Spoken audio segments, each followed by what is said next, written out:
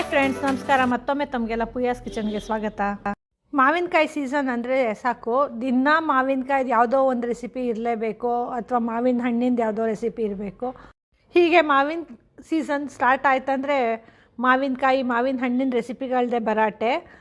ಅಂಥದ್ದೇ ಒಂದು ರೆಸಿಪಿಗಳಲ್ಲಿ ಇವತ್ತು ನಾವು ಮಾವಿನಕಾಯಿನ ಬಳಸಿ ಒಂದು ಕಾಯಿ ಸಾಸಿವೆ ಚಿತ್ರಾನ್ನ ಹೇಗೆ ಮಾಡೋದು ಅಂತ ನೋಡೋಣ ಬನ್ನಿ. ಇದಕ್ಕೆ ನಾವು ಮೊದಲಿಗೆ ರುಬ್ಕೊಳ್ಳೋಣ. ಮಸಾಲೆ ರುಬ್ಕೊಳ್ಳೋದಕ್ಕೆ ಇಲ್ಲಿ ನಾನೊಂದು 5 ಟೇಬಲ್ ಸ್ಪೂನಷ್ಟು ಕಾಯಿ ತುರಿನ ತೊಗೊಂಡಿದ್ದೀನಿ. ಹಸಿ ತೆಂಗಿನಕಾಯಿ ತುರಿ ಇದು. ಈಗ ಇದಕ್ಕೆ ನಾನಿಲ್ಲಿ 1 ಟೀ ಸ್ಪೂನಷ್ಟು ಸಾಸಿವೆನ ಹುರ್ಕೊತಾ ಇದ್ದೀನಿ. ಈ ಸಾಸಿವೆನ ಒಳ್ಳೆ ಘಮ ಬರೋ ತನಕ ಸಣ್ಣ ಉರಿನಲ್ಲಿ ಚೆನ್ನಾಗಿ ಹುರ್ಕೋಬೇಕು. ಈ ರೀತಿ ಹುರ್ಕೊಂಡು ಈ ಸಾಸಿವೆನ ಈ ತೆಂಗಿನಕಾಯಿ ಜೊತೆ ಹಾಕ್ಕೋಬೇಕು.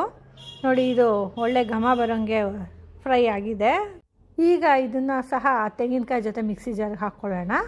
ಈಗ ಇದಕ್ಕೆ 1 ಟೀ ಸ್ಪೂನಷ್ಟು ಜೀರಿಗೆ, ಒಂದು 10 ಹಸಿಮೆಣಸಿನ್ಕಾಯಿ, ಹಾಗೆ ಒಂದು ಅರ್ಧ ಟೀ ಸ್ಪೂನಷ್ಟು ಅರಿಶಿನ ಎಲ್ಲ ಹಾಕಿ ಇದಕ್ಕೆ ಬೇಕಾಗಿರೋಷ್ಟು ನೀರು ಹಾಕ್ಕೊಂಡು ಚೆನ್ನಾಗಿ ನುಣ್ಣಗೆ ರುಬ್ಕೋಬೇಕು.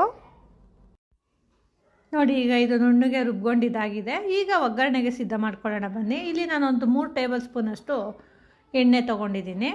ಈ ಎಣ್ಣೆ ಕಾದ ನಂತರ ಮೊದಲಿಗೆ ಕಡಲೆಕಾಯಿ ಬೀಜನ ಚೆನ್ನಾಗಿ ಕೆಂಪಗೆ ಫ್ರೈ ಮಾಡಿ ಇಟ್ಕೊಂಬಿಡೋಣ. ಈ ರೀತಿ ಕಡಲೆಕಾಯಿನ ಹುರಿದಿಟ್ಕೊಳ್ಳೋದ್ರಿಂದ ಮೇಲೆ ಹಾಕ್ಕೊಂಡು ಕಲಿಸ್ಕೊಳ್ಳೋದಕ್ಕೆ ಒಳ್ಳೆ ಕ್ರಿಸ್ಪಿಯಾಗಿ ಚೆನ್ನಾಗಿರುತ್ತೆ. ಒಗ್ಗರಣೆಗೆ ಹಾಕ್ಬಿಟ್ರೆ ಕಡಲೆಕಾಯಿ ಬೀಜ ಗರಿ ಬರೋದಿಲ್ಲ, ಅದಕ್ಕೋಸ್ಕರ ಈ ರೀತಿ ಮೊದಲೇ ಫ್ರೈ ಮಾಡಿ ಇಟ್ಕೊತಾ ಇದ್ದೀನಿ. ನೋಡಿ, ಈಗ ಈ ಕಡಲೆಕಾಯಿ ಎಲ್ಲ ತಗೊಂಡಿದ್ದಾಗಿದೆ. ಈಗ ಎಣ್ಣೆ ಹೇಗೂ ಕಾದಿದೆ, ಅದೇ ಎಣ್ಣೆಗೆ ನಾನು 1 ಟೇಬಲ್ ಸ್ಪೂನಷ್ಟು ಸಾಸಿವೆ, ಹಾಗೆ 1 ಟೀ ಸ್ಪೂನಷ್ಟು ಜೀರಿಗೆ ಹಾಕ್ಕೊಂಡಿದ್ದೀನಿ. ಈಗ ಅದಕ್ಕೆ 1 ಟೀ ಸ್ಪೂನಷ್ಟು ಕಡಲೆಬೇಳೆ, ಹಾಗೆ 1 ಟೀ ಸ್ಪೂನಷ್ಟು ಉದ್ದಿನಬೇಳೆ ಹಾಕ್ಕೊಂಡಿದ್ದೀನಿ. ಈ ಕಡಲೆಬೇಳೆ ಉದ್ದಿನಬೇಳೆ ಸ್ವಲ್ಪ ಕೆಂಪಗಾದ ನಂತರ ಇದಕ್ಕೆ ಒಂದು 10 ಎಸಳು ಬೆಳ್ಳುಳ್ಳಿನ ಈ ರೀತಿ ಸಣ್ಣದಾಗಿ ಕಟ್ ಮಾಡಿ ಹಾಕ್ಕೊಂಡಿದ್ದೀನಿ. ಈ ಬೆಳ್ಳುಳ್ಳಿ ಸಹ ಸ್ವಲ್ಪ ಕೆಂಪಗಾಗಬೇಕು. ನಂತರ ಇದಕ್ಕೆ 2 ಕಡ್ಡಿಯಷ್ಟು ಕರಿಬೇವು, ಹಾಗೆ 2 ಬ್ಯಾಡಗಿ ಮೆಣಸಿನ್ಕಾಯಿನ ಈ ರೀತಿ ಸಣ್ಣದಾಗಿ ಮುರಿದು ಹಾಕ್ಕೊಂಡಿದ್ದೀನಿ. ಈ ಎಲ್ಲ ಪದಾರ್ಥಗಳು ಸ್ವಲ್ಪ ಬಾಡಲಿ. ಇದು ಬಾಡಿದ ನಂತರ ಇದಕ್ಕೆ ನಾವು ಈಗಾಗಲೇ ರುಬ್ಬಿಟ್ಕೊಂಡಿದ್ದೀವಲ್ಲ ಮಸಾಲೆ, ಆ ಮಸಾಲೆನ ಹಾಕ್ಕೊಳ್ಳೋಣ. ಈ ಮಸಾಲೆ ಹಾಕ್ಕೊಂಡು ಸ್ವಲ್ಪ ಫ್ರೈ ಮಾಡ್ಕೋಬೇಕು. ಹೀಗೆ ಸ್ವಲ್ಪ ಫ್ರೈ ಮಾಡಿಕೊಂಡು ನಂತರ ಮಿಕ್ಸಿ ಜಾರ್ಗೆ ಸ್ವಲ್ಪ ನೀರು ಹಾಕ್ಕೊಂಡು ಇದಕ್ಕೆ ಹಾಕ್ಕೊಳ್ಳೋಣ. ಜಾಸ್ತಿ ನೀರು ಹಾಕಬಾರ್ದು, ಒಂದು 4-5 ಸ್ಪೂನಷ್ಟು ನೀರು ಹಾಕ್ಕೊಂಡ್ರೆ ಸಾಕು. ಈಗ ಇದಕ್ಕೆ 1 ಕಪ್ಪಷ್ಟು ಮಾವಿನಕಾಯಿ ತುರಿನ ಹಾಕ್ಕೊತಾ ಇದ್ದೀನಿ.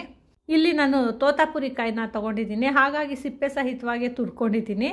ಬೇಕಂದರೆ ಹುಳಿ ಮಾವಿನಕಾಯಿ ಇದ್ದರೆ ಅದನ್ನ ಸಹ ಹಾಕ್ಕೋಬೋದು. ಹಾಗೆ ಈ ಮಾವಿನಕಾಯಿನ ರುಬ್ಬೋದಕ್ಕೆ ಸಹ ಹಾಕ್ಕೊಂಡು ರುಬ್ಕೊಂಡೇ ಹಾಕ್ಕೋಬೋದು, ಅಥವಾ ಈ ರೀತಿ ಡೈರೆಕ್ಟಾಗಿ ಕೂಡ ಹಾಕ್ಕೋಬೋದು ಒಗ್ಗರಣೆಗೆ. ಈಗ ನೋಡಿ, ಇದಕ್ಕೆ ರುಚಿಗೆ ತಕ್ಕಷ್ಟು ಉಪ್ಪು ಹಾಕ್ಕೊಳ್ಳೋಣ. ಈ ರೀತಿ ಒಗ್ಗರಣೆಗೆ ಮಾವಿನಕಾಯಿ ಹಾಕೋದ್ರಿಂದ ಆ ಮಾವಿನಕಾಯಿ ಮಧ್ಯ ಬಾಯಿಗೆ ಸಿಗ್ತಾ ಇರುತ್ತೆ, ಹಾಗೆ ಅದರದ್ದು ಫ್ಲೇವರ್ ಕೂಡ ಚೆನ್ನಾಗಿ ಅನ್ನಿಸ್ತಾ ಇರುತ್ತೆ. ರುಬ್ಬೋದಕ್ಕೆ ಹಾಕಿದ್ರೆ ಅದರದ್ದು ಫ್ಲೇವರ್ ಮಾತ್ರ ಸಿಗುತ್ತೆ, ಆದರೆ ಬಾಯಿಗೆ ಸಿಗೋದಿಲ್ಲ, ಮತ್ತು ಅದು ಫೀಲ್ ಆಗೋದಿಲ್ಲ ಮಾವಿನಕಾಯಿ ಇರೋ ಥರ. ಅದಕ್ಕೋಸ್ಕರ ಈ ರೀತಿ ಡೈರೆಕ್ಟಾಗಿ ಹಾಕ್ಕೊಂಡಿದ್ದೀನಿ. ನೋಡಿ, ಈಗ ಇದು ಚೆನ್ನಾಗಿ ಕುದ್ದಿದೆ. ನೋಡಿ, ಅಲ್ಲಿ ಸುತ್ತು ಎಣ್ಣೆ ಬಿಟ್ಟಿದೆ, ಸೈಡಲ್ಲೆಲ್ಲ ಎಣ್ಣೆ ಬಿಡ್ತಾ ಇದೆ. ಈಗ ಈ ರೀತಿ ಚೆನ್ನಾಗಿ ಎಣ್ಣೆ ಬಿಟ್ಟ ನಂತರ ಇದನ್ನು ಸ್ಟವ್ ಆಫ್ ಮಾಡಿಕೊಂಡ್ರೆ ಈ ಗೊಜ್ಜನ್ನ ಸುಮಾರು ಒಂದು 4-5 ದಿವಸ ಎತ್ತಿಟ್ಕೊಂಡು ಬಳಸ್ಬೋದಾಗಿದೆ. ಈಗ ಇದನ್ನು ಅನ್ನಕ್ಕೆ ಕಲಸಿ ನೋಡೋಣ ಬನ್ನಿ. ಇಲ್ಲಿ ನೋಡಿ, ಮೊದಲೇ ನಾನು ಅನ್ನನ ತಣ್ಣಗಾಗೋದಕ್ಕೆ ಇಟ್ಕೊಂಡಿದ್ದೀನಿ. ಅದಕ್ಕೆ ನಾನು ಮೊದಲೇ ಕರೆದಿಟ್ಕೊಂಡಿರೋಂಥ ಕಡಲೆಕಾಯಿ ಬೀಜ ಹಾಕ್ಕೊಂಡಿದ್ದೀನಿ. ಹಾಗೆ ಈಗ ಮಾಡಿರೋಂಥ ಕಾಯಿ ಸಾಸಿವೆ ಅನ್ನದ ಗೊಜ್ಜನ್ನ ಸಹ ಹಾಕ್ಕೊಂಡು ಈ ಅನ್ನನ ಕಲಿಸ್ಕೊತಾ ಇದ್ದೀನಿ. ಇಲ್ಲಿ ಮಾವಿನಕಾಯಿ ಸೀಸನ್ ಆಗಿರೋದ್ರಿಂದ ಇಲ್ಲಿ ವಿಶೇಷವಾಗಿ ಮಾವಿನಕಾಯಿ ಬಳಸಿದ್ದೀವಿ. ಮಾವಿನಕಾಯಿ ಸೀಸನ್ ಸಿಕ್ಕಿಲ್ಲ ಅಂದಾಗ ಇರಳಿಕಾಯಿ ಅಥವಾ ನಿಂಬೆಹಣ್ಣು ಕೂಡ ಬಳಸ್ಕೋಬೋದು. ಅದರಲ್ಲೂ ನಲ್ಲಿಕಾಯಿ ಸೀಸನಲ್ಲಂತೂ ನಲ್ಲಿಕಾಯಿ ಹಾಕಿ ಮಾಡಿದ್ರೆ ಈ ಅನ್ನ ತುಂಬಾ ರುಚಿಯಾಗಿರುತ್ತೆ. ಕಾಯಿ ಸಾಸಿವೆ ಅನ್ನ ಕೂಡ ತುಂಬಾ ಟೇಸ್ಟಿಯಾಗಿರುತ್ತೆ. ನೋಡಿ, ಈಗ ಇದು ಚೆನ್ನಾಗಿ ಮಿಕ್ಸ್ ಮಾಡಿ ಕಲಿಸ್ಕೊಂಡಿದ್ದಾಗಿದೆ. ಈಗ ಇದಕ್ಕೆ ಸ್ವಲ್ಪ ಕೊತ್ತಂಬರಿ ಸೊಪ್ಪು ಹಾಕ್ಕೊಳ್ಳೋಣ. ಇದನ್ನ ಕೂಡ ಚೆನ್ನಾಗಿ ಮಿಕ್ಸ್ ಮಾಡ್ಕೊಳ್ಳೋಣ.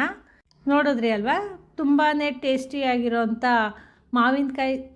ಕಾಯಿ ಸಾಸಿವೆ ಚಿತ್ರಾನ್ನ ತಿನ್ನೋದಕ್ಕೆ ಸಿದ್ಧ ಆಗಿದೆ. ಈ ರೆಸಿಪಿನ ನೀವು ಟ್ರೈ ಮಾಡಿ, ಹಾಗೆ ಹೇಗೆ ಬಂತು ಅಂತ ನಮಗೆ ಫೀಡ್ಬ್ಯಾಕ್ ಕೊಡಿ.